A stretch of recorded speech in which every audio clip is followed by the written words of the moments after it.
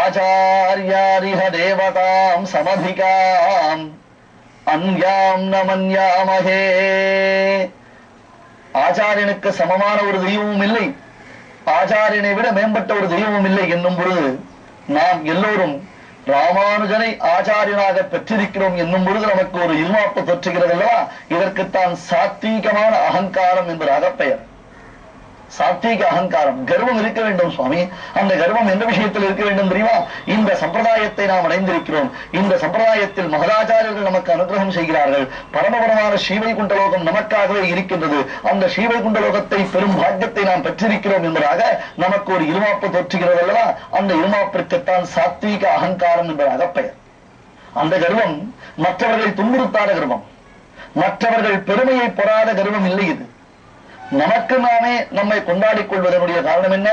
இப்படி எல்லாம் இருக்கிறோமே, இந்த ஒரு கீழ்த்தரமான நிலையில் இருக்கக்கூடிய நமக்கு உத்தாரகம், உத்தாரகம் என்றால் மேலே மேலே நம்முடைய வாழ்க்கையில் உயரக்கூடியதான ஒரு பாக்கியாதிசயம் கிடைத்திருக்கிறது என்பதாகத்தான் நாம் நம்மை கொண்டாடிக் கொள்ள வேண்டும். அதுவும் ராமானுஜருடைய சம்பந்தம் நமக்கு கிடைத்திருப்பது என்றால் இதை விட பெரும் பாக்கியம் இந்த பிறவியில் என்ன இருக்க முடியும்? பகூனாம் ஜன்மநாமந்தே ஞானவான் மாம் பிரபத்தியதே வாசுதேவ சர்வமிதி மகாத்மா சுதுர்லபா என்ற கண்ணன் கீதையில் அருளி செய்கிறான். அர்ஜுனா, ஒரு பிறப்பா, இரண்டு பிறப்பா, மூன்று பிறப்பா, ஓடி ஓடி பல பிறப்பும் பிறந்து தட்டுத்தாவற்று அழுக்கடைந்து இந்த சம்சாரத்தில் புனரப்பி மரணம், புனரப்பி ஜனனம், புனரப்பி ஜனனம், புனரப்பி மரணம், புனரப்பி ஜனனி ஜடரேஷயம் என்று சங்கர பகவத்பாதர் கூறுவதை போன்று மறுபடியும் மறுபடியும் இந்த கருப்பைக்குள்ளே, கருப்பை என்னும் அந்த துர்க்கந்தமான குழிக்குள்ளே நாம் விழுந்து எழுந்து வெளியேறிக் கொண்டிருக்கிறதை தவிர்த்து இதிலிருந்து விடுதலையாக கூடிய ஒரு வழி நமக்கு தெரியாமல் இருந்தது இதுவரையிலும். ஆனால் எப்பொழுது ராமானுஜ தாசோஸ்பி என்று ராமானுஜர் இன்னலுக்கு இலக்காக பெற்று அவர் தம் திருநாமத்தை உச்சரிக்கக்கூடிய பாக்கியத்தை பெற்றோமோ அது முதற்கொண்டு நாவலிட்டு ஒளி தருகின்றோம் நமன் தமர் தலைகள் மீதே என்று யமனை பார்த்து பழிக்கக்கூடியதான அளவிற்கு நம்முடைய கர்வம் சாத்வீக கர்வமாக இங்கே வளர்ந்து வேரூன்றி நிற்கிறது. ராமானுஜருடைய திருமேனியில் மிகுந்த பரிவு கொண்டவராய் கிடாம்பியாச்சார் விளங்கிறார் என்பதை திருக்கோஷ்டியூர் நம்பிகள் சரித்திரம் மூலமாக நாம் பார்த்தோம். ராமானுஜர் தன் ஆச்சாரியர்கள் திறத்தில் பரிவு கொண்டு விளங்கினார். தன் ஆச்சாரியர்கள் திருமேனிக்கு பாங்காக மஞ்சள் காப்பு அரைத்துக் கொடுத்து அவர்களுக்கு கைங்கரியங்களை செய்து அந்த கைங்கரியத்தின் மூலமாக அவர்கள் அருளி செய்த நல்வார்த்தைகள், சரணோபாய நிர்ணயம் முதலான விஷயங்களை எல்லாம் நன்கு அறிந்து கொண்டார் என்பதாக நாம் பார்த்தோம். ஆனால் அதே சமயத்தில் குரு என்பவன் எப்படி இருக்க வேண்டும் என்றால், ஒருவேளை சிஷ்யன் தவறு செய்தானேயானால் அந்த தவறை தட்டி கொடுக்காமல் தகுந்த இடத்தில் அவனை கண்டித்து திருத்தி பணிகொள்ள வேண்டும். பயனன்றாகிலும் பாங்கல்லராகிலும் செயல் நன்றாக திருத்தி பணிகொள்வான் என்கிறார் மதுரகவியாழ்வார். பிரயோஜனமற்றவனாக அதற்கு எதற்குமே அவன் பிரயோஜனமற்றவனாக அவனை தள்ளிவிடுவதும் தகாது. அல்லது தவறு செய்து ஒருவேளை வருந்தினானேனால் அந்த தவறை அவன் சரியான சமயத்தில் சுட்டிக்காட்டி இனி அந்த தவறை நீ செய்யக்கூடாது என்பதாக அவனுக்கு உணர்த்துவதும் குருவினுடைய லட்சணம். கீழே கூடத்தாழ்வானுடைய சரித்திரத்தில் ஒரு விஷயத்தை நாம் பார்த்தோம். அதாவது வாய் பேச முடியாமல், காது கேட்க முடியாமல் ஒரு ஊமை ராமானுஜருடைய ஆசிரமத்தில் தங்கி இருக்க, அந்த ஊமைக்கு அனுகிரகம் செய்வதற்காக சுவாமி ராமானுஜர் தன்னுடைய 2 திருவடிகளை எடுத்து அந்த ஊமையின் தலையில் வைத்ததை கண்ட கூடத்தாழ்வான் மோகித்தார். ஐயோ, நாம் சாஸ்திர பண்டிதனாக இருந்து பாழாக போனோமே, இப்படி ஒரு ஊமையாக ஒரு செவிடனாக இருந்திருந்தோமேயால் ராமானுஜருடைய திருவடி சம்பந்தம் நமக்கு நேரடியாக கிடைத்திருக்காரோ என்னும் ஏக்கம் அவர் தம் உள்ளத்தில் குடிகொண்டிருந்தது என்னும் சரித்திரத்தை பார்த்தோம் அல்லவா? பயனன்றாகிலும் பாங்கல்லராகிலும் எந்த பிரயோஜனமும் இல்லாதவனாக இருந்தால் கூட, ஆனால் ஒரு விஷயம், அவனுக்கு ஆச்சாரிய பக்தி இருக்க வேண்டும். அது முக்கியம். இது முழுவதும் ஆச்சாரியனுக்கு மட்டும் சொல்லக்கூடிய விஷயம் இல்லை, சிஷ்யனுக்கும் இதில் பங்களிப்பு உண்டு. சத்புத்தி, சாது சேவி, சமுச்சித சரிதா, சாஸ்திர விஸ்வாசீலா, சுஸ்ரூஷு, தியக்தமான, பிரணிபதனபரஹ, பிரஷ்டகால பிரதீட்சா என்று இந்த சிஷ்யனுக்கு இருக்க வேண்டிய இலக்கணங்கள் பொருந்தியவனாக அவன் இருந்தானேயானால், ஐயோ நாம் தவறு செய்து விட்டோம், நம் ஆச்சாரியர் நம்மை கண்டிக்கிறார், அவருடையதான தண்டனைக்கு நாம் ஆட்பட்டு விட்டோம், இனி மறுபடியும் நாம் தவறு செய்யக்கூடாது, நம்மால் நம்முடைய ஆச்சாரியனுக்கு அவர் தன் புகழுக்கு களங்கம் ஏற்படக்கூடாது என்னும் உறுதி சிஷ்யனிடத்தில் இருக்க வேண்டும். இது சுவாமி, சிஷ்யன் தவறு செய்து கொண்டே இருப்பான், ஆச்சாரிய பக்தியும் கிடையாது, ஆனால் ஆச்சாரியன் மட்டும் அவனை அனுகிரகம் செய்து கொண்டே இருக்க வேண்டும் என்றால் இது இயலாதல்லவா? ராமானுஜருடைய வாழ்க்கையில் இந்த சம்பவங்கள் மாறி மாறி நடைபெறுவதை நாம் பார்க்கலாம். இவர் சிஷ்யராக இருக்கும்போது நடைபெறக்கூடிய சம்பவங்களும் உண்டு, இவர் ஆச்சாரியராக தன்னுடைய சிஷ்யர்களை எப்படி சிக்ஷித்தார் என்னும் சம்பவங்களும் உண்டு. ஒரு சமயம் சுவாமி ராமானுஜருடைய மடத்தில் வெகு விசேஷமாக ஸ்ரீவைஷ்ணவ ததியாராதனை நடக்கிறது. ஸ்ரீவைஷ்ணவ சம்பிரதாயத்தில் பிரசித்தமான விஷயம் ததிய ஆராதனை. பல பேருக்கு இதனுடைய பெயர் பொருள் விளங்கவில்லை. பலரும் தங்கள் பத்திரிகைகளில் தடிய ஆராதனை தடிய ஆராதனை என்று சொல்லுகிறார்கள், என்று போடுகிறார்கள். தடிய ஆராதனை, ஆராதனானாம் சர்வேஷாம் விஷ்ணோஹோ ஆராதனம் பரம் தஸ்மாத் பரதரம் புரோக்தம் ததீய ஆராதனம் மதம். ஆராதனானாம் சர்வேஷாம் விஷ்ணோஹோ ஆராதனம் பரம்.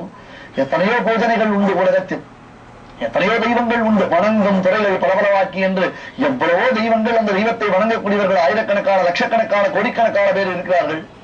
ஆனால் இத்தனை பூஜைகளை காட்டிலும் உலகத்தில் உயர்ந்த பூஜை எது தெரியுமா? விஷ்ணோஹோ ஆராதனம் பரம்.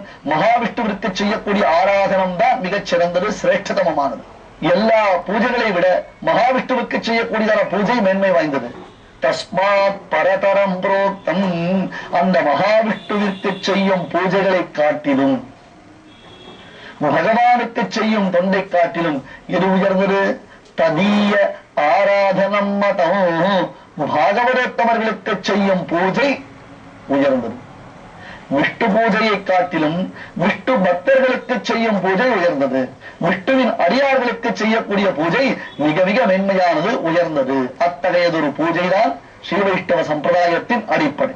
பெருமானுக்கு பூஜை செய்வதை விட ஆச்சாரியர்களுக்கு பாகவதோத்தமர்களுக்கு பூஜை செய்ய வேண்டும். பூஜை என்றால் என்ன?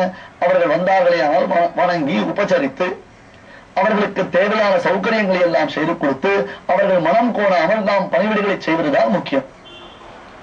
அன்னமிட்டு ஆகாரமிட்டு அவர்களை ஆதரிப்பது அது மேலும் சிறந்தது இல்லையா?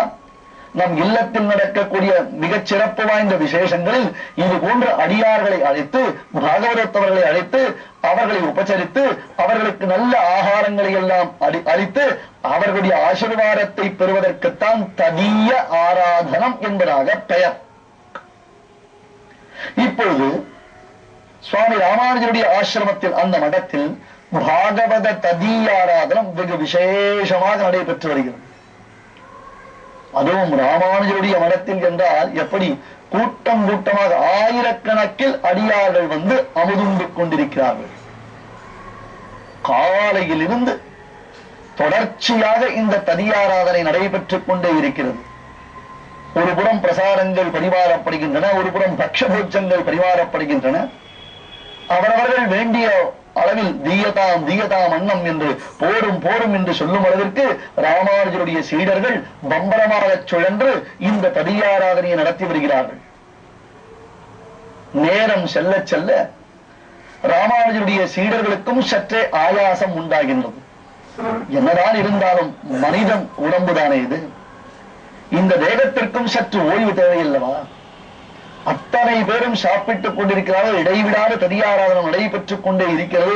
அடுத்தடுத்து பாகவதோத்தமர்கள் வருகிறார்கள். ஆயிரக்கணக்கில் இங்கே பாகவதோத்தமர்களுக்கு அன்னமிட்டுக் கொண்டிருக்கும் பொழுது அவர்களுக்கும் சற்றே தேகத்தில் ஒரு சிரமம் உண்டாகும் அல்லவா? இந்த ததியாராதனை உற்சவத்தில் கிடாம்பியாச்சான் எல்லோருக்கும் தீர்த்தம் பரிமாறும் கைங்கரியத்தை ஏற்றுக்கொண்டிருக்கிறார். தற்காலத்தில் இருப்பதை போன்று பக்கத்தில் பாட்டில் முதலானவர்களை வைத்துக் கொண்டு ததியாராதனத்தில் அன்வயிக்க கூடாது.